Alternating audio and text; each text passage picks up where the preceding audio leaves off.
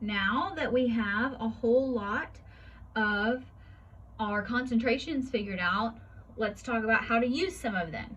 So we're going to talk about a concept called colligative properties. So what is a colligative property?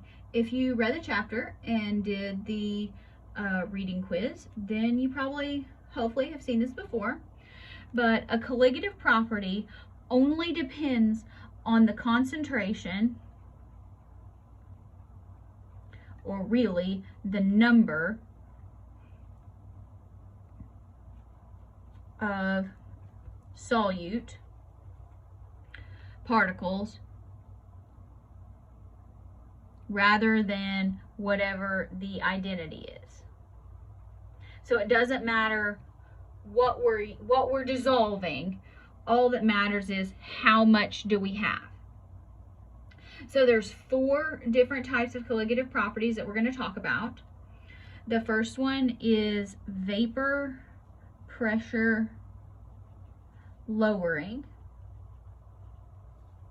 The second one is freezing point depression. The third one, boiling point elevation. And the last one is osmotic pressure. Now, the colligative properties are going to behave differently depending on whether the solute is covalent or if it's ionic. So for the purposes here is we need to talk about an electrolyte,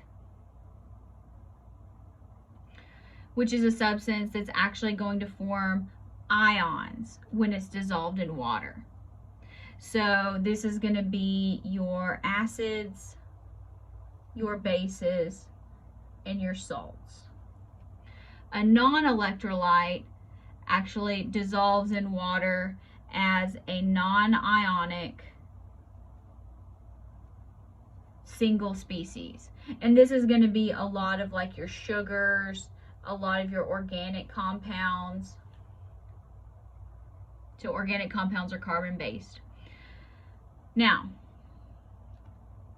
let's talk about the Van't Hoff factor, and then we're going to come back up to this, okay? So the Van't Hoff factor is going to be represented by a lowercase I. And it represents the total number of species. You can read that as ions or particles that are derived from the solute that you have. So technically, if you're going to calculate it, you would have moles of particles in solution over your moles of formula units. This is primarily going to apply to ionic compounds. Moles are your formula units that are dissolved. So technically, our Van't Hoff factor values are a little bit less than whole numbers because the ions are going to attract each other. But for our purposes, we're going to use whole numbers. So let's go back up here and let's kind of see what the Van't Hoff factor would be. So C2H6. Is this going to make ions in solution? No. If it doesn't make ions, it's 1. C6H12O6. Is this going to make ions in solution?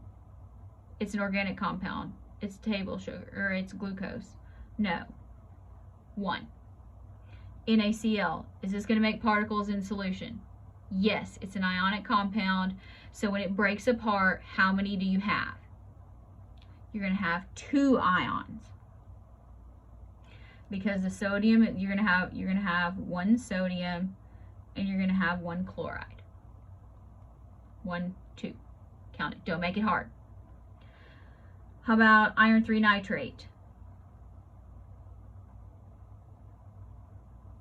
Take your time. I hope you said 4, because there's 1 iron and 1, 2, 3 nitrates. So total of 4. Magnesium chloride, also an ionic compound. 1 magnesium, 2 chlorides, 3. So we're going to have to go through this when we're doing these, and that's what we're going to plug in for our Van't Hoff concentration or factor.